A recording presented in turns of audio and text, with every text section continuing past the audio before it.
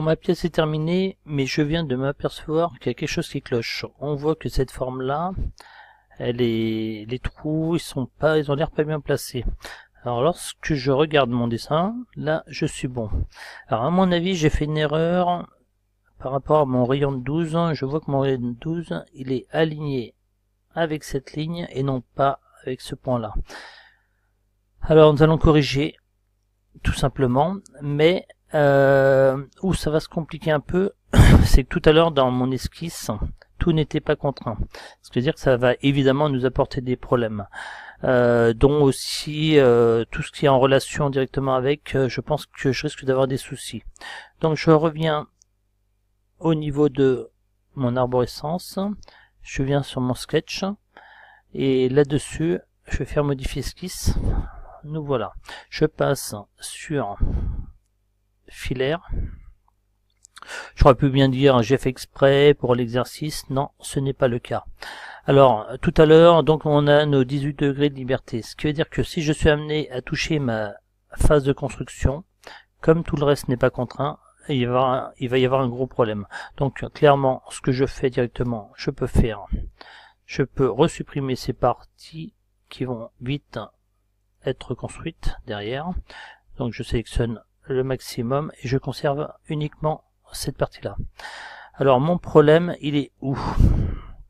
J'ai dit que ma cote de 12 mm, celle-ci n'est pas alignée ici, mais sur ce point-là.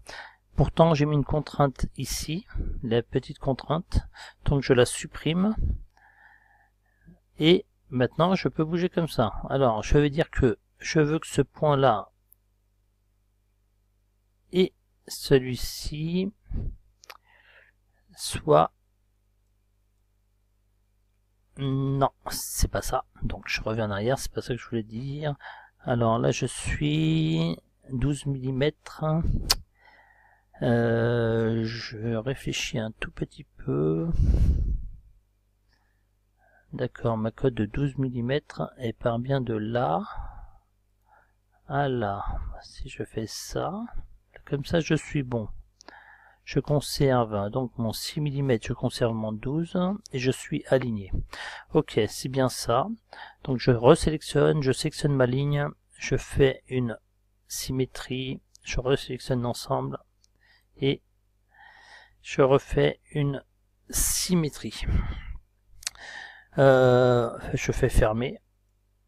On peut voir que ça a corrigé l'ensemble. Je repasse sur filaire ombré.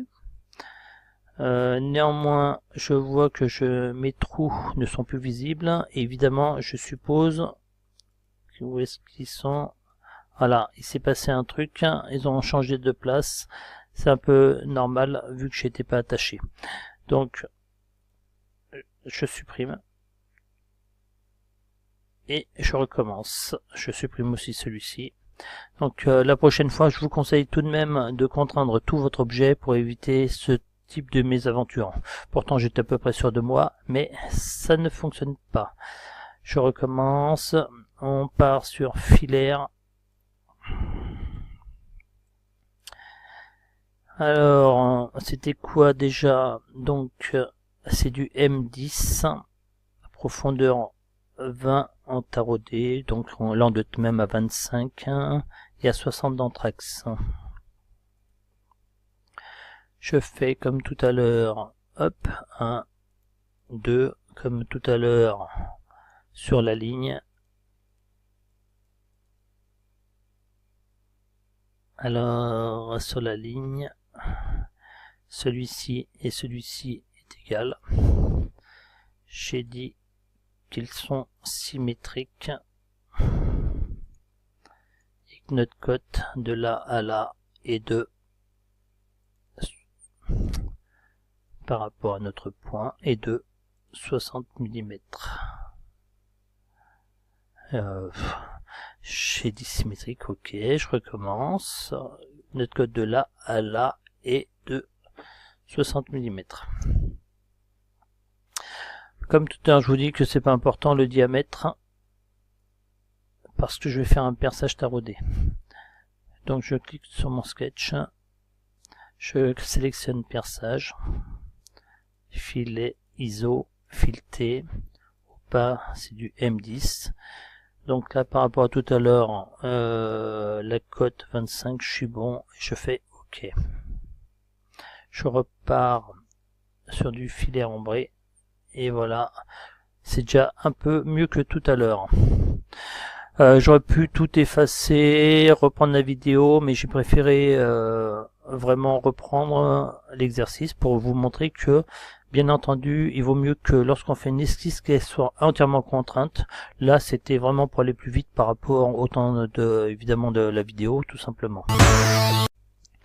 Donc maintenant, ce que nous allons faire, nous allons créer un nouveau document. Alors, je crée un nouveau document. Ce que je vais faire, je vais passer sur l'environnement Assembly tout. Je fais plus, je sélectionne mon palier bas, je fais ouvrir. Voici. Je rajoute mon deuxième fichier, c'est-à-dire le haut. Je fais ouvrir. Donc il se trouve là. Je sélectionne, exemple ma face, mes deux faces. Je vais peut-être faire un contrôle, voilà. Je vais faire une contrainte plan-plan. Maintenant, je peux faire, je sélectionne, non peut-être pas celle-ci, ça sera plus facile. Sur celle-ci, je fais contrôle, je sélectionne ce trou-là, et logiquement, on devrait se retrouver, si je fais coïncidence de cercle, bien aligné. Bon, ça m'a l'air pas mal. Donc maintenant, je change d'atelier pour pouvoir rajouter des accessoires, c'est-à-dire dans notre cas, je vais rajouter en rondelle. Alors la rondelle, pour ici, on était sur du M10. Alors je clique dessus, je choisis une rondelle M10. OK. Et nous allons aussi choisir la vis. Prendre ce modèle-ci. Alors je vais choisir du M10 par combien? Donc M10. Alors ici nous avions 20 quelques, au moins par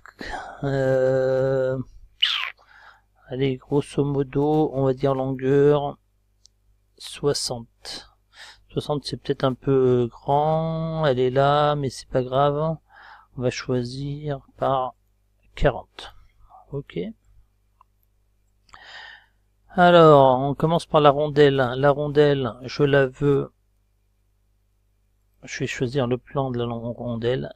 Ici. Je vais faire clic droit pour déjà la déplacer. Parce que je suis un peu sous le palier, ça me gêne. Pour voir ça. OK.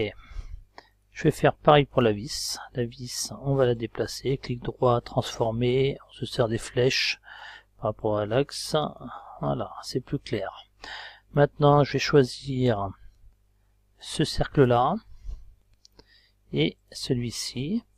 Et je vais passer sous l'environnement Assembly tout. Et je veux une contrainte cercle-cercle. Alors maintenant, celle-ci, je peux copier, coller, elle se retrouve là. Je peux faire transformer.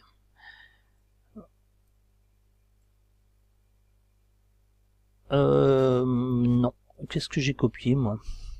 J'ai copié le haut, donc ce n'est pas ça. Je reviens en arrière. Je voulais juste copier ma rondelle. Copier. Coller.